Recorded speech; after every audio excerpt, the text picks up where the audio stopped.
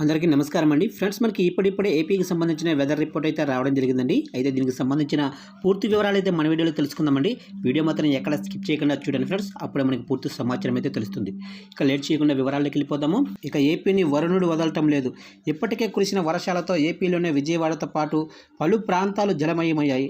ఇక ఇప్పటికీ సహాయక చర్యలు కొనసాగుతున్నాయంటే పరిస్థితి ఏ విధంగా ఉందో అర్థం చేసుకోవచ్చు. ఇక ఈ నేపథ్యంలో ఏపీకి మరొకసారి వరుణుడి ముప్పు పొంచి ఉందని వాతావరణ శాఖ హెచ్చరించింది. దీంతో ప్రజలు భయాందోళనకు గురవుతున్నారు.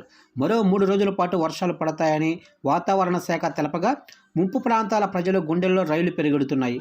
ఇక పసిఫిక్ మహాసముద్రంలో ఏర్పడిన యాగి తుఫాను చైనాను అతలాకుతలం చేస్తుంది.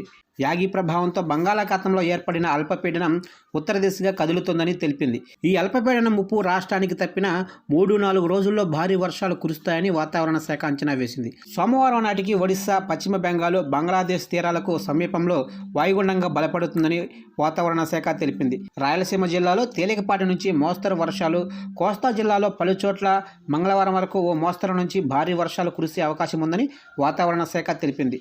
ఇక శుక్రవారం రాత్రి విజయవాడ ఎగువ ప్రాంతంలో కురిసిన వర్షానికి సింగనగర్, విద్యాధరపురం, భవానీపురం, రాజరాజేశ్వరిపేట, ఇక గ్రామీణ ప్రాంతాలైన అబ్బాపురం, జక్కంపూడి కాలనీ, రాయన్నపాడు, నైనవరం తదితర గ్రామాల్లో మళ్లీ వరద నీరు పెరిగింది.